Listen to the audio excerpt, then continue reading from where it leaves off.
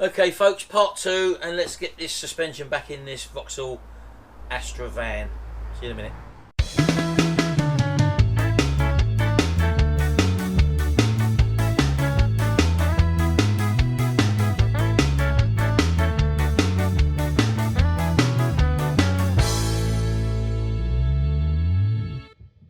Right, well, as you know, in part 1 we took out that old suspension unit there. This was the spring and strut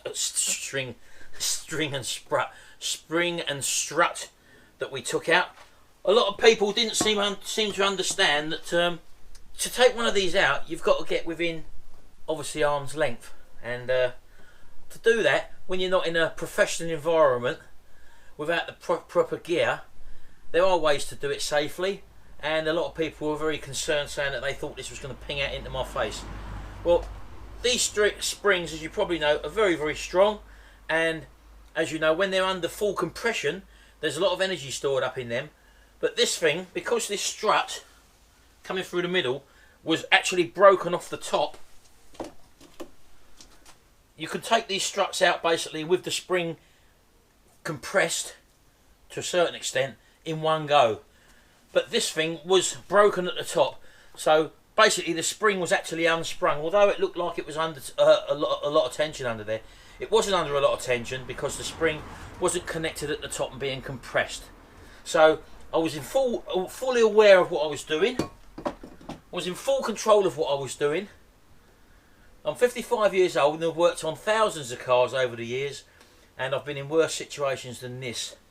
So I can understand a layman sort of saying that, oh, that spring looks really dangerous and compressed and all that. You shouldn't have done it this way or that way. But at the end of the day, I'm assessing my own risks at the end of the day. As I said at the beginning of the last video, it's not a how-to video. It's how I've overcome the problem, knowing what I know, which I don't expect you to know what I know at the end of the day. So yeah, a lot of stupid comments from people, but you do get that. Most of you who understand that these jobs are easily tackleable at home, if that is a word. But again, using limited resources. Someone made a comment about I shouldn't have done that, taking the spring out, because it could have taken my nose off or my face or whatever. And people, I can't even elaborate. They basically said I should have wrapped it up in a blanket. And this was someone, I went through his channel, and he's actually got a motor repair business.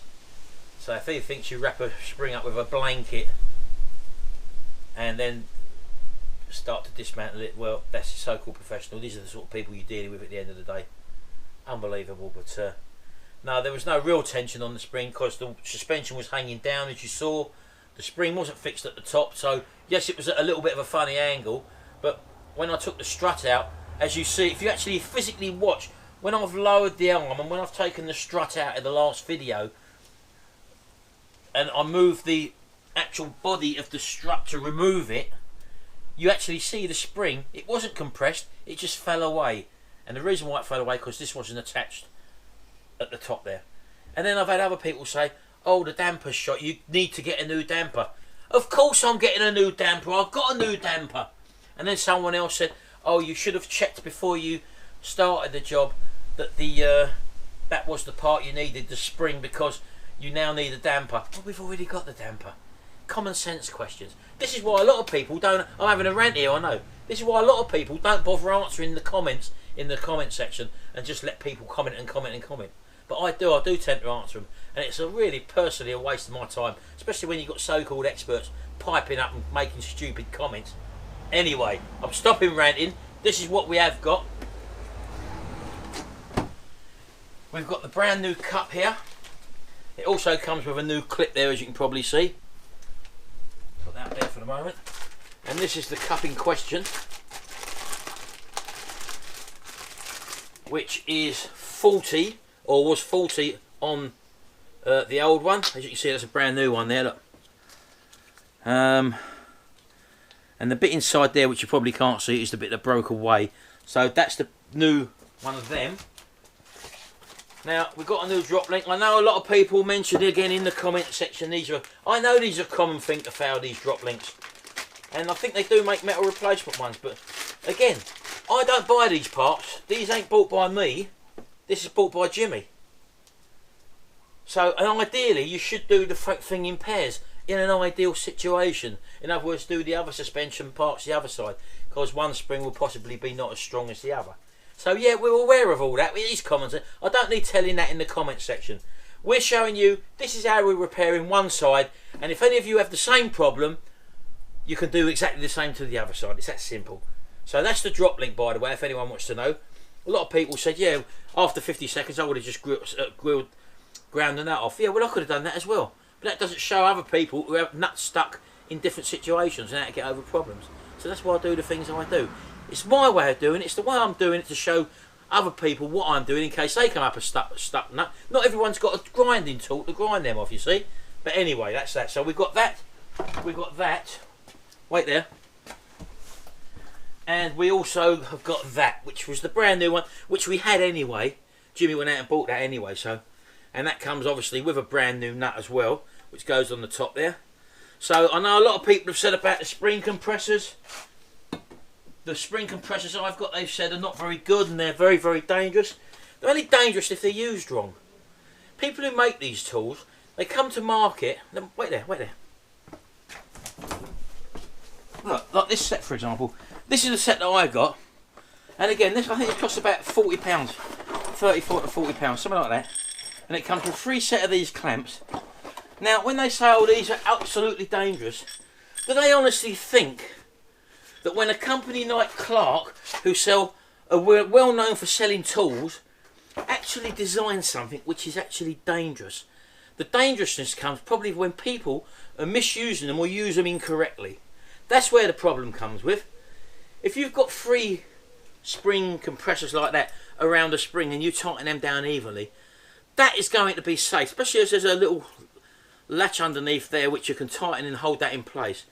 I've seen people use 2 spring compressors, and 2 spring compressors, yes, I can understand where they can slip round, but when you've got 3, there's actually 3 in this kit.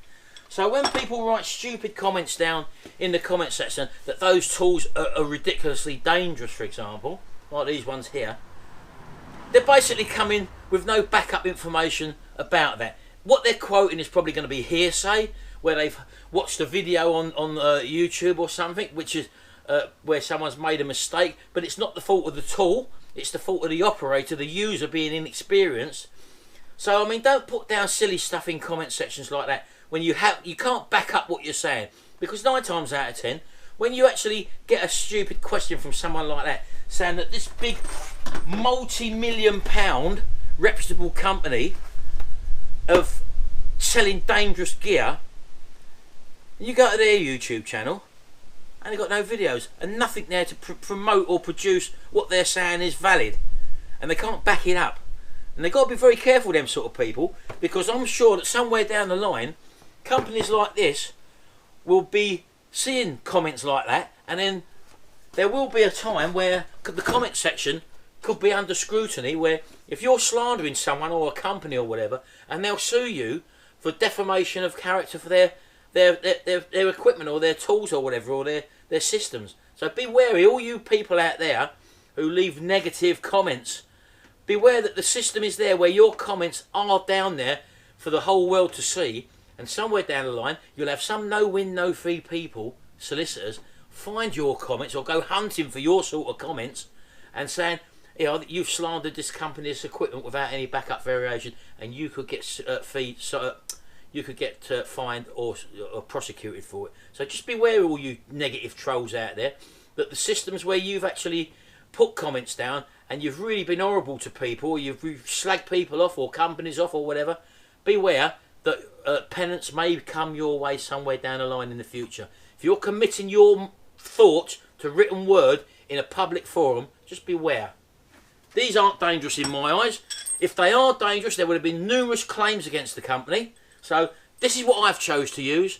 If you don't like it, don't buy them, don't use them. But don't come shouting on my videos about some other products which you think are dangerous or whatever, because I've got no time for that. Not interested. Rant over. Okay, let's get on and do this.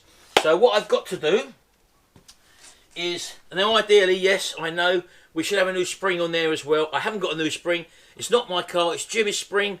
I'm going to put it on for now, and that's the way we're going to go. So let me get set up and get ready, and now we'll start to transfer the old spring onto the new shock. See you in a minute. Right. Okay, so the first thing I'm going to do is, first of all, make sure that these two match up together. As you can see, holding them that way round, yeah, everything seems to be in the same place, they're the same height.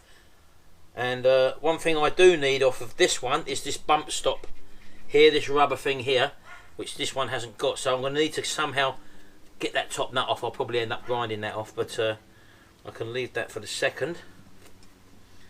But first of all, I'm just going to chop off this. As you can see, that, well, I didn't need to chop it off, it comes off. As you can see what happens there, look, when you release that, the piston automatically reaches in the up position. This one's totally shot, as you can see. It's lost all of its damp in there, the oil's all pumped out of it, and there's nothing left in there whatsoever. That should be technically up where that one is, but it's not, obviously, as you can see. And it's for that reason, what you normally do then, is that your spring would go on there like that, and as you can see, is this in the top position now? Yeah, that's as high up as you can get that there, as you can see, and that's why you need to compress your spring so that you can get the top cap on, the new cap that's got to go on the top there. So this is why we need the spring compressed, and this is why we need the spring compressors to clamp that spring.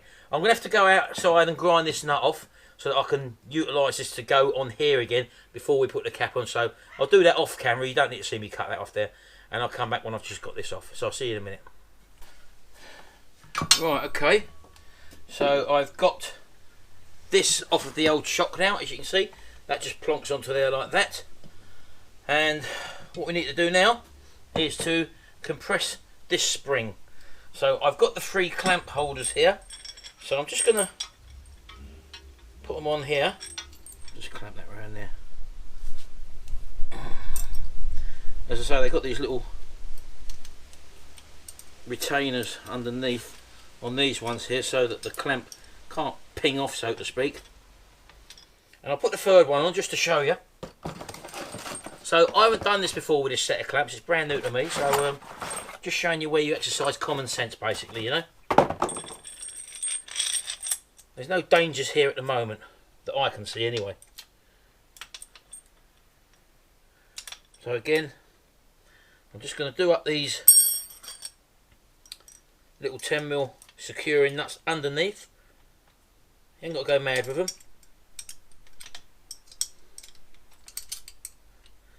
Now there's experts out there who say, oh, we've got a tool where we just put the spring and the shock mount in a big clamp and then do it up. Yeah, but these are for your do-it-yourself market. These are for the people like me who don't want to pay a garage to do that sort of stuff. So there we go. I've got 3 clamps on here, all around that spring, as you can see there, right? Nothing's dangerous at the moment, is it? Right, they do give you a little drop of thread juice here, so to speak. And that's just literally to lubricate the threads so the threads ain't dry when you're tightening up.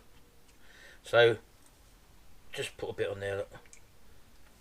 Round the bottom of each one if you're a bit worried, and that's that. So I've got my ratchet here now, and I'm just going to go around a little bit at a time. Just put a bit of tension on each spring.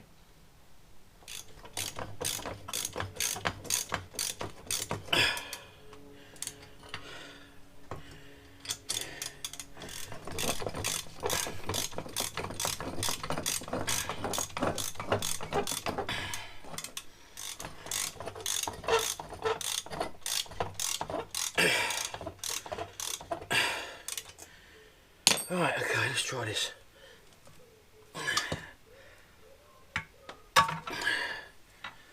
Right, that's compressed. See if we can get a cap on. That goes on first. And then after that, this goes on. Before I can get a couple of threads in there, I'm alright. I think I can. So now we'll put this in all the way down like that. Then we'll put that on in there. We'll get that on, hopefully enough just to get a couple of threads. Right, okay then, I'll nip that top nut up now, and now to take the tension off of these clamps one at a time.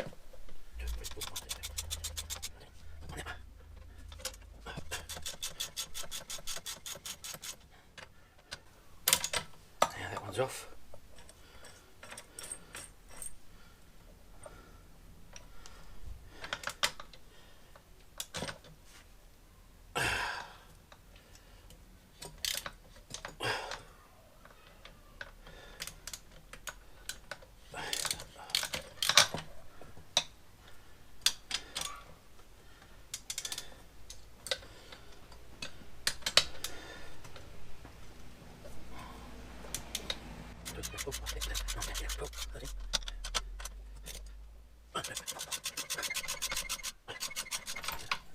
So there you go.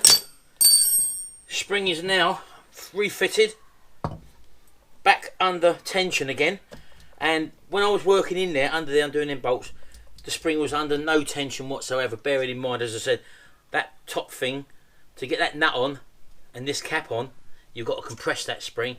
That nut and cap wasn't on, and it was totally disconnected, so there was nowhere near as much tension on as what we got there. Right, let's get this fitted back in and call this job sorted. As you can probably see here, where are we?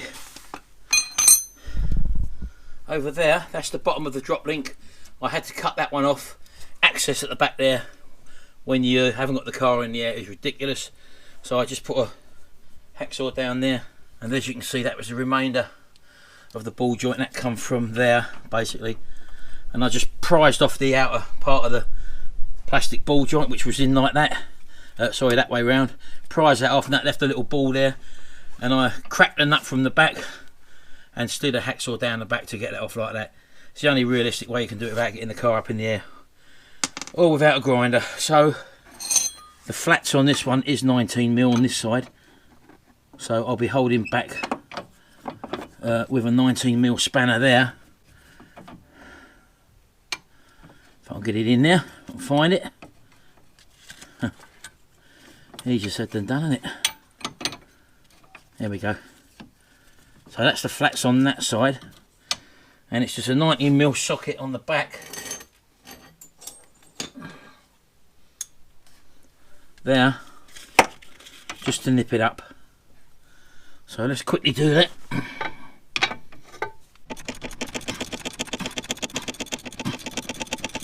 Okay, that's the bottom one done up. The top one, as you can see, is still floating there. And now I can put the shock in place, poke it up through the top there, and we'll be able to get these bolts back in. Coming from the back, keep the hoses out of the way.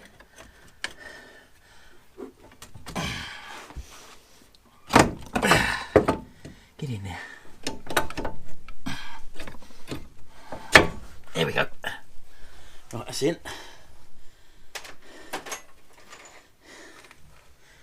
Want the big bolts through. Just locate it first of all, before we do anything else. There's one.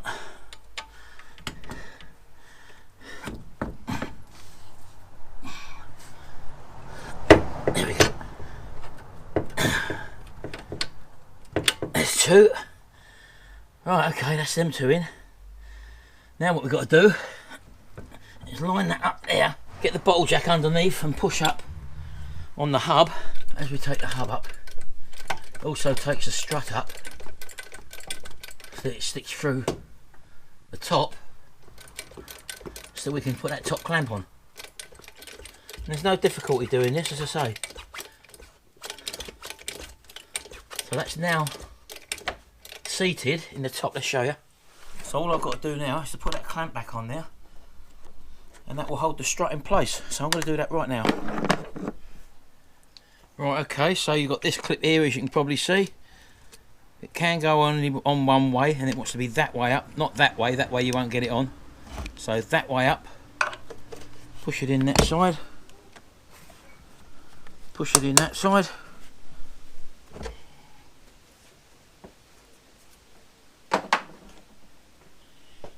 Get your grips, just put them in the holes there, just pull them together. There's one, and there's two, and that basically is it.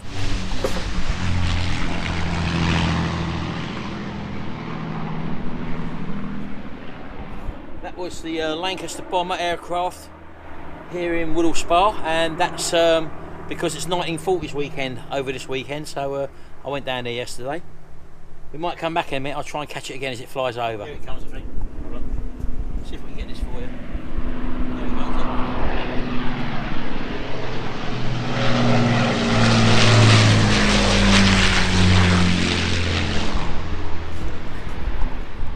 That's the only one flying in the UK, and that is one of only 2 flying in the world. The other one's out in Canada. So anyway, that's that. So yeah, he really wants to get another cap over this one because the water obviously sat in there and rusted that out. So that clip's back on now. We don't need to be under the hood or bonnet area anymore. That top bit's now finished. So the only thing left to do under here is to reconnect the drop link there. For that I might have to just put a bit of tension on the actual sway bar there, or anti-roll bar, just to get that pin located in there.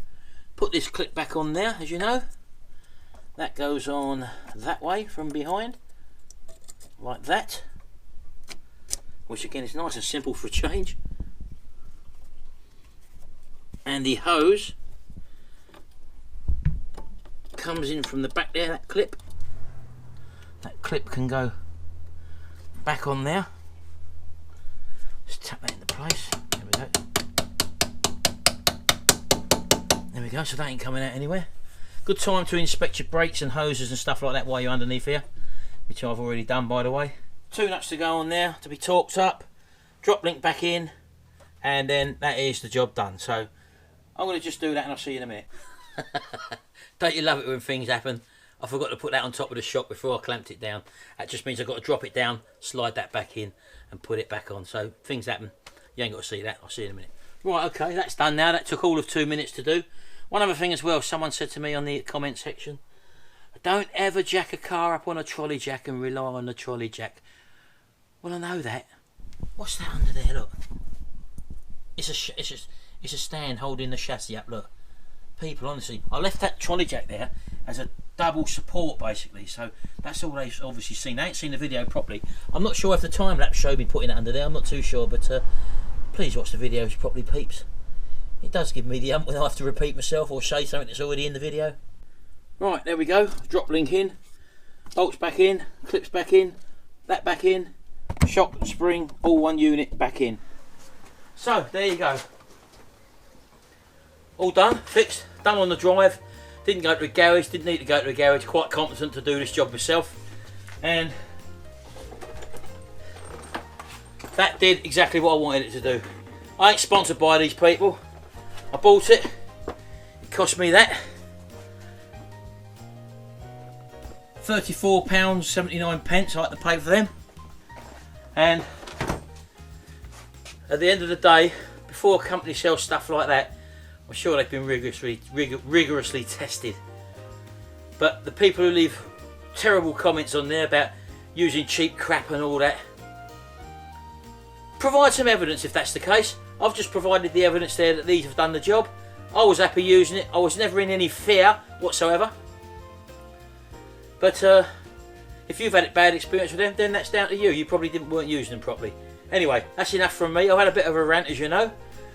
It's a weekend. I should be having fun down the village on the 1940s weekend, but I thought I'd better get this finished so that I could get a video out for you lot. Thanks very much for watching. Hope you've enjoyed this. If you didn't enjoy it and you don't enjoy these sort of videos, don't watch and don't leave a crappy comment, because all I'll do is I will block you straight away. Thanks very much. Happy days. Bye for now.